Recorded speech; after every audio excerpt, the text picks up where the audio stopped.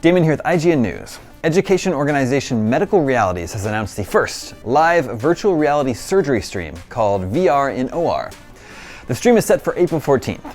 The company said of the event, world-class education will be available to anyone across the world as we stream in 360-degree high definition from within a surgical theater in this world first.